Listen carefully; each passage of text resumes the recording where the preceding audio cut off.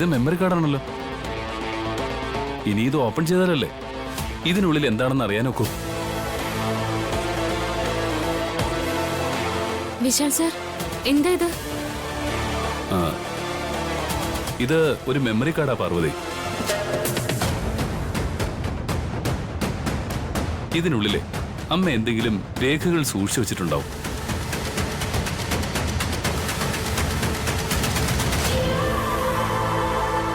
ഇതിപ്പോ എങ്ങനെ ഓപ്പൺ ചെയ്യും? ലാപ്ടോപ്പിലിട്ട് ഓപ്പൺ ചെയ്യാം. ഞാനിപ്പോ വരാം.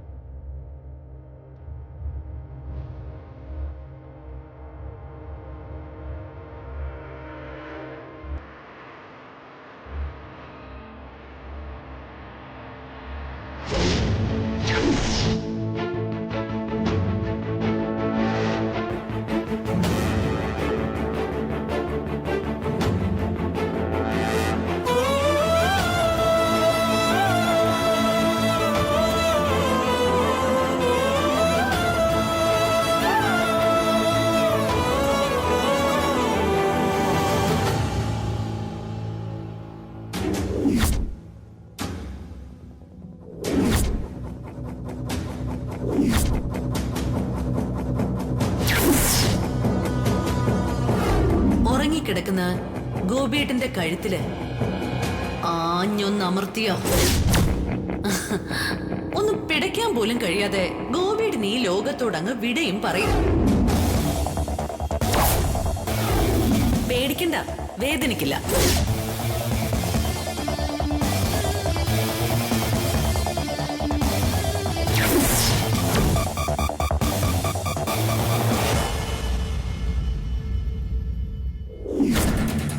ഇത് ഇഞ്ചക്ട് ചെയ്താൽ മതി. സ്വസ്ഥമായിട്ട് ഉറങ്ങിക്കൊള്ളൂ. ഉറക്കത്തിൽ സംഭവിച്ച ഒരു കാർഡിയാക് അറസ്റ്റ് അങ്ങനെ വിശ്വസിച്ചോളൂ എല്ലാവരും.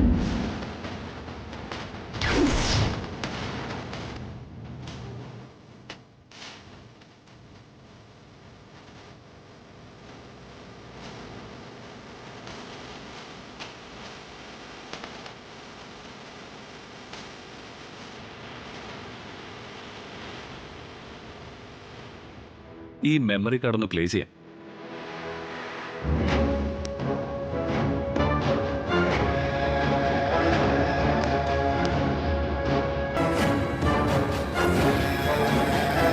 പാസ്വേഡ് ചോദിക്കുന്നുണ്ടല്ലോ.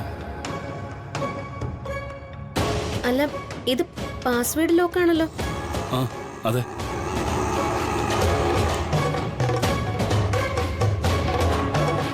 പാസ്വേഡ് അറിയോ? ഇല്ല, അറിയില്ല. അതിപ്പോ അമ്മയ്ക്ക് മാത്രമേ അറിയാൻ സാധിക്കൂ.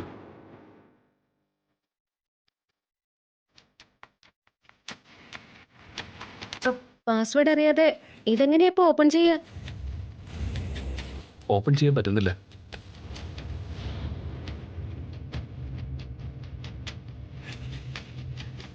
ഗായത്രി ചേച്ചി മരിച്ചുപോയ സ്ഥിതിക്ക് ഇനി ആ പാസ്വേഡ് ഒക്കെ എങ്ങനെ അറിയാനാ?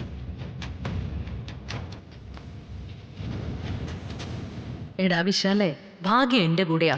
ഇനി നിനക്ക് എന്നെ ഒന്നും ചെയ്യാനാവില്ല.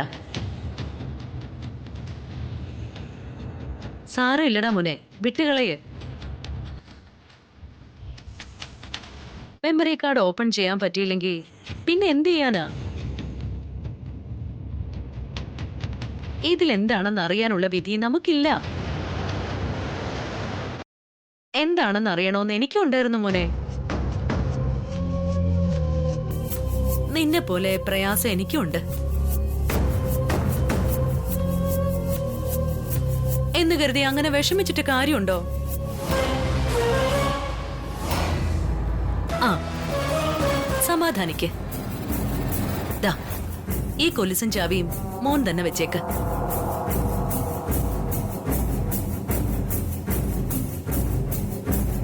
ദാ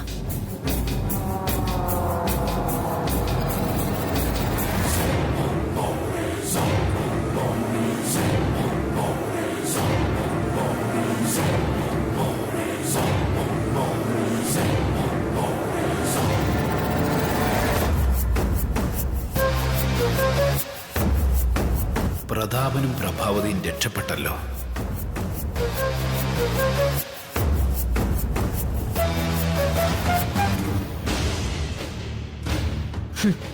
ഞാൻ എന്റെ സകല നാഡീ ഞരമ്പുകളും തളർന്നാ അവിടെ നിന്നത്. എപ്പോ പിടി വീഴും എല്ലാവരുടെയും മുമ്പില് ഞാനും നീയും കുറ്റവാളികളായിട്ട് മാറുവോ? അങ്ങനെ ഒരു സിറ്റുവേഷൻ ഉണ്ടായാൽ നമ്മുടെ പൊയ്മുഖം അടർന്നു വീണാൽ എന്തു ചെയ്യും? ഹോ, അങ്ങനെ 100,000 ചോദ്യങ്ങളാ എന്റെ തലയിൽ കൂടി കടന്നു പോയത്. ഞാനും പേടിച്ചു നിൽക്കുകയായിരുന്നു. എന്റെ കൈകാലുകളും തളർന്ന അവസ്ഥയിലായിരുന്നു. പക്ഷേ അത് അവരുടെ മുമ്പിൽ കാണിക്കാൻ പറ്റില്ലല്ലോ. അതുകൊണ്ട് ധൈര്യം സംഭരിച്ച് ഒന്നും അറിയാത്ത മട്ടിൽ അഭിനയിക്കുകയായിരുന്നു. മദേഴ്സ് ഡേ ആയിട്ട് വിശാൽ എനിക്കൊരു ഗിഫ്റ്റ് തരുമെന്ന് ഇന്നലെ പറഞ്ഞപ്പോ അതിതുപോലെ ഒടുക്കത്തൊരു ഗിഫ്റ്റ് ആയിരിക്കുമെന്ന് ഞാൻ കരുതിയില്ല. അവൻ എന്തോ കുനിഷ്ടം കൊണ്ടാണ് വരുന്നതെന്നൊരു ഉൾവിളി എനിക്ക് ഇന്നലെ തോന്നിയിരുന്നു. അതാ ഞാൻ ചേച്ചിയോട് പറഞ്ഞത്, അവൻ എന്തോ ഒരു ബോംബിട്ടിട്ടാണ് പോയെന്ന്. നീ അത് പറഞ്ഞപ്പോഴും ഞാനതത്ര കാര്യമാക്കിയില്ല. അവൻ തരുന്നത് വല്ല ഡയമണ്ട് നെക്ലസോ മറ്റോ ആയിരിക്കുമെന്ന് കരുതി. ഡയമണ്ട് നെക്ലസോ? ഇപ്പൊ കണ്ടല്ലോ. ആ കൊലുസും ചാവിയും കാണിച്ചിട്ട് അത് ഗായത്രി ദേവിയുടേതാണെന്ന് പറഞ്ഞപ്പോഴേ ഞാൻ കിടുങ്ങി.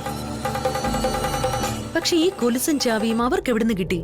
ഒരുപക്ഷെ അന്ന് ഗായത്രി ദേവിയുടെ ശവശരീരം കാട്ടിൽ ഉപേക്ഷിച്ചപ്പോ ആ ബോഡിയിൽ നിന്ന് അവിടെ എവിടെങ്കിലും ഊർന്നു വീണതാവാ ആ കൊലുസ്. അതെ, അതിന് ചാൻസ് ഉണ്ട്. അല്ല, ഈ അടുത്ത് വിവാഹ വാർഷികത്തിന് വിശാലും പാർവതി ആ കാട്ടിലേക്കല്ലേ പോയത്? അപ്പൊ അവിടെ തന്നെ ആയിരിക്കും അവർക്കത് കിട്ടിയത്. എടാ, അവൻ എന്തിനാ ആ മാജിക് ബോക്സും കൊലുസി കോർത്ത ചാവിയും മദേഴ്സ് ഡേ ഗിഫ്റ്റ് ആയിട്ട് എനിക്ക് നൽകിയത്? അവനിനി നമ്മളിൽ എന്തെങ്കിലും സംശയം തോന്നിയിട്ട് പരീക്ഷിക്കാൻ വേണ്ടി തന്നതായിരിക്കും.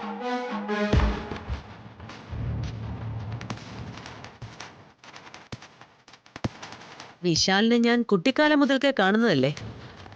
എനിക്കവനെ നന്നായിട്ട് അറിയാം.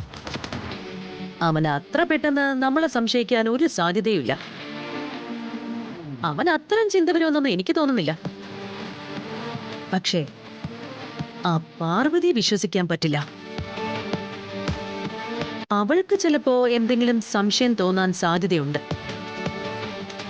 അവളത് പ്രകടിപ്പിക്കില്ല. അത്രയ്ക്ക് തന്ത്രശാലിയാണവൾ. ഒരു പക്ഷേ അവളായിരിക്കും ഇതിന്റെ എല്ലാം ആണിക്കല്ല്. അവളുടെ പ്ലാൻ പ്രകാരമായിരിക്കും വിശാല മാജിക് ബോക്സും കൊലുസും ചാവിയും ഒക്കെ എനിക്ക് തന്നത്.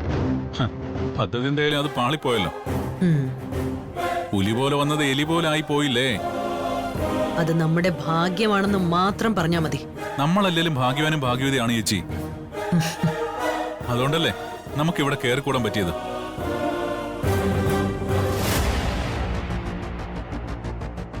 എന്ന് കരുതി സമാധാനിക്കാനൊന്നും ആയിട്ടില്ല പ്രതാപ. ഈ സ്വത്തുക്കൾ നമ്മുടെ കൈവശം വന്ന് ചേരുന്നത് വരെ നമ്മളെപ്പോഴും സൂക്ഷിക്കണം. ഇതുപോലെയുള്ള മെമ്മറി കാർഡുകളും രേഖകളും ഒക്കെ വീണ്ടും പൊങ്ങി വന്നാ അത് നമുക്ക് റിസ്ക് ആവും. ഇന്നത്തെ മെമ്മറി കാർഡിന്റെ കഥ എന്തായാലും ഇതോടെ കഴിഞ്ഞില്ലേ? ലോക്ക് ചെയ്തിരിക്കുന്ന പാസ്വേഡ് അറിഞ്ഞാലല്ലേ അത് ഓപ്പൺ ചെയ്യാൻ കഴിയൂ. അത് പറഞ്ഞു കൊടുക്കാൻ ചത്തുപോയ ഗായത്രി ചേച്ചി ഇനി വരില്ലല്ലോ. വരില്ല. പക്ഷേ ഗായത്രി ദേവി പാർവതിക്ക് മുന്നിൽ പ്രത്യക്ഷപ്പെടാറുണ്ടെന്നും അവളോട് സംസാരിക്കാറുണ്ടെന്നൊക്കെയല്ലേ അവള് പറയുന്നത്. ഒരുപക്ഷേ ഗായത്രി ദേവി ഇനി അവൾക്ക് മുമ്പിൽ പ്രത്യക്ഷപ്പെടുമ്പോ അവൾ ഈ പാസ്വേഡ് ഗായത്രി ദേവിയോട് ചോദിച്ചാലോ? ഗായത്രി ദേവി അവൾക്ക് പാസ്വേഡ് പറഞ്ഞു കൊടുത്താലോ? ഒരുവിധം സമാധാനിച്ച് വരികയായിരുന്നു. ഇപ്പൊ ചേച്ചിയായിട്ട് വീണ്ടും ടെൻഷൻ കൂട്ടി. എടാ, ഞാനൊരു പോസിബിലിറ്റി പറഞ്ഞതേ ഉള്ളൂ. അതങ്ങനെ സംഭവിക്കണമെന്നില്ല. എന്നാലും അത് ഭയപ്പെടേണ്ടത് തന്നെയാണ്. ശ്രദ്ധിച്ചില്ലെങ്കിൽ പിടിക്കപ്പെടുമെന്നതിന്റെ അടയാളമാണ് ഇന്ന് നമ്മുടെ മുന്നിൽ കണ്ടത്. അത് കണ്ടിട്ടും നമ്മൾ വെറുതെ ഇരിക്കുന്ന ബുദ്ധിയല്ലേ ചേച്ചി? അറിഞ്ഞുകൊണ്ട് ആപത്തിനെ ക്ഷണിച്ചു വരുത്തുന്നതിന് തുല്യം അത്.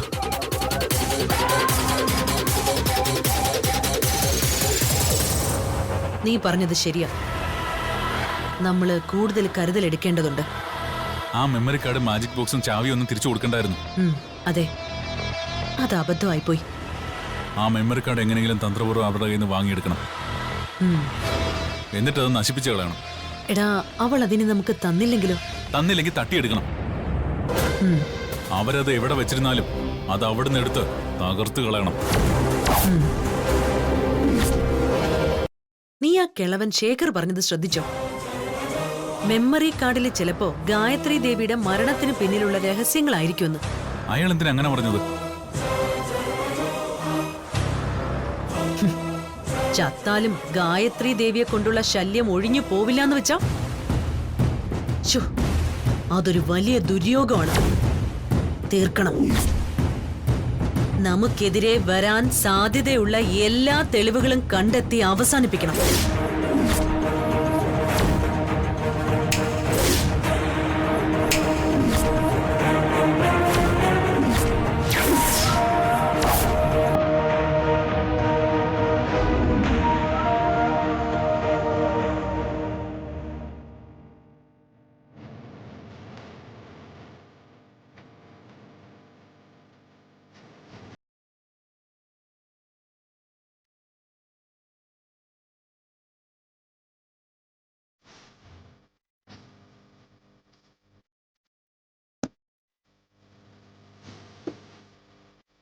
വിശാൽ സർ,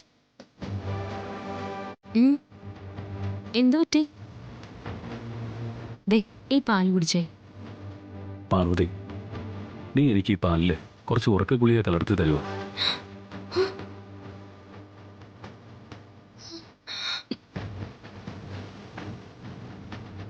എന്ത് വിശാൽ സർ, എന്താ ഇങ്ങനെയൊക്കെ പറയുന്നേ? എന്തു പറ്റി? മനസ്സാകെ അസ്വസ്ഥമാണ് പാർവതി. വല്ലാത്തൊരു വിഷമത്തിലാണ് ഞാൻ. ഇങ്ങനെ പോയാൽ എനിക്ക് ഉറങ്ങാൻ പറ്റില്ല. എന്താ സാറിന്റെ വിഷമം? ഇപ്പൊ എന്താ പറ്റിയത്?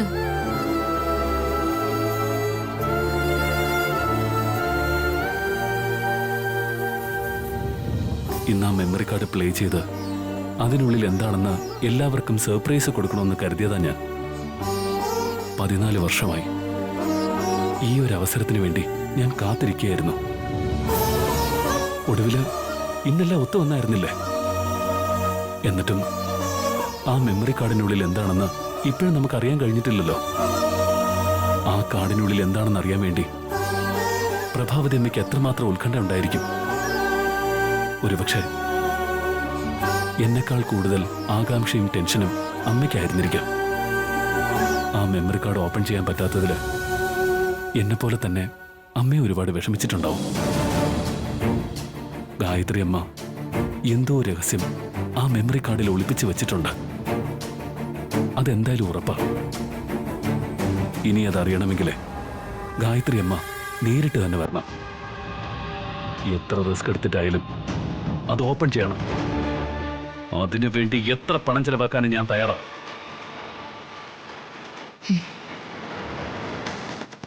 വിശാൽ സാർ ഇങ്ങനെ മനസ്സ് വിഷമിപ്പിക്കണ്ട. ആ കാർഡ് തുറക്കാൻ വേണ്ടി വിശാൽ സാറിന് കഴിയും വിധം പരിശ്രമിക്കണം. ആദ്യത്തെ ചുവട് വെച്ചാൽ പിന്നീടുള്ള വാതിലുകൾ താനെ തുറക്കുമെന്ന് ഗായത്രി അമ്മയോട് പറഞ്ഞിട്ടുണ്ട്. അടുത്ത തവണ അമ്മ എൻ്റെ മുന്നിൽ വരുമ്പോൾ ഞാൻ ഇതിനെക്കുറിച്ച് വിശദമായിട്ട് അമ്മയോട് ചോദിക്കാം. സാറ് ധൈര്യമായിരിക്കും. അതിനുള്ളിലെ രഹസ്യം എന്താണെന്ന് നമ്മൾ കണ്ടെത്തിയിരിക്കും. ഇത് പാർവതിയാണ് പറയുന്നത്.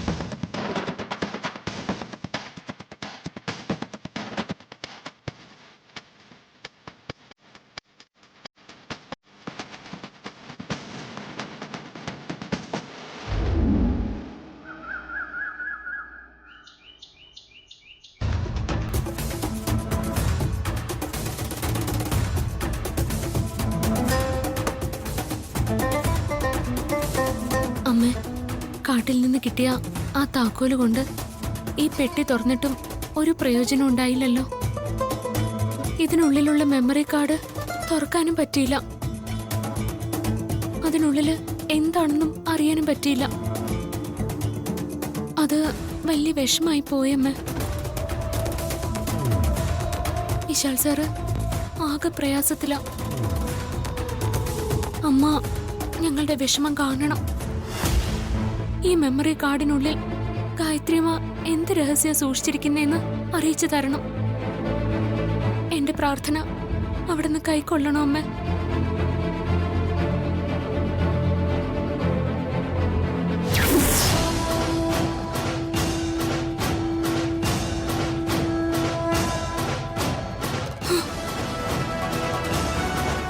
ദൈവമേ, മോളെ, ദൈവമേ, ഞങ്ങള് ആകെ വിഷമത്തിലാ. ഞാനും വിശാൽ സാറും. എന്താ, എന്തു പറ്റി? മാജിക് ബോ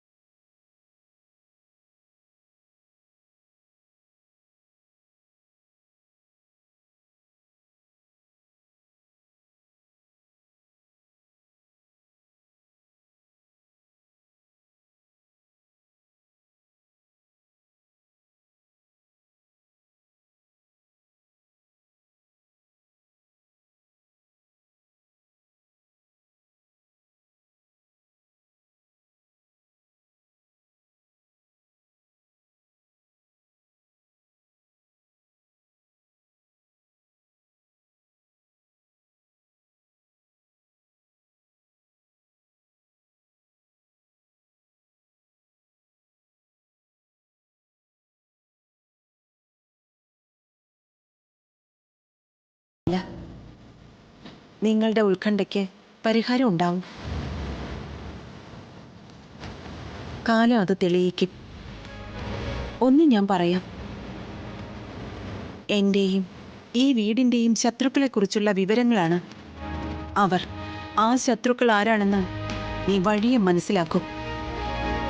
തീർച്ചയായും നിങ്ങൾക്കതിനൊരു വഴി കിട്ടും. നിനക്ക് അവരെക്കുറിച്ചുള്ള വിവരങ്ങൾ കിട്ടിത്തുടങ്ങുമ്പോൾ, നീ അവരെക്കുറിച്ച് അറിഞ്ഞു എന്ന് അവർ മനസ്സിലാക്കുമ്പോൾ, അവർ പകച്ചു പോവും. എന്നെ ഇല്ലായ്മ ചെയ്തതുപോലെ അവർ നിന്നെയും വിശാലിനെയും ഇല്ലായ്മ ചെയ്യാൻ ശ്രമിച്ചെന്നും വരും. പക്ഷേ നിങ്ങൾ ഭയപ്പെടണ്ട. അന്തിമ വിജയം നിങ്ങൾക്ക് തന്നെയായിരിക്കും. അതുവരേക്കും ഈ മെമ്മറി കാർഡ് നഷ്ടപ്പെടാതെ നീ സൂക്ഷിക്കണം. ഞാനിത് ഭദ്രമായി സൂക്ഷിച്ചോളാം ദൈവമേ. അതുപോലെ മറ്റൊരു കാര്യം കൂടി പ്രത്യേകം എനിക്ക് നിന്നെ ഓർമ്മിപ്പിക്കാനുണ്ട്. എല്ലാ വർഷവും ഞാനിവിടെ വരലക്ഷ്മി പൂജ നടത്തി വരാറുണ്ടായിരുന്നു. വിശാൽ സാറ് അതെന്നോട് പറഞ്ഞിട്ടുണ്ട്. ഈ വർഷം മുതൽ എന്റെ സ്ഥാനത്ത് നിന്ന് ആ വരലക്ഷ്മി പൂജ പാർവതി അനുഷ്ഠിക്കണം. അമ്മയുടെ ആഗ്രഹം പോലെ ഞാനത് നടത്തിക്കോളാം. വരലക്ഷ്മി പൂജ മുടങ്ങാതെ ചെയ്താൽ സമ്പത്തും ഐശ്വര്യവും ധനധാന്യങ്ങളും നൽകി ലക്ഷ്മി ദേവി നിറഞ്ഞ് അനുഗ്രഹിക്കും. ലക്ഷ്മി ദേവിയുടെ ആ അനുഗ്രഹം മോള് നടത്തുന്ന പൂജയിലൂടെ ഈ കുടുംബത്തിനുണ്ടാവട്ടെ.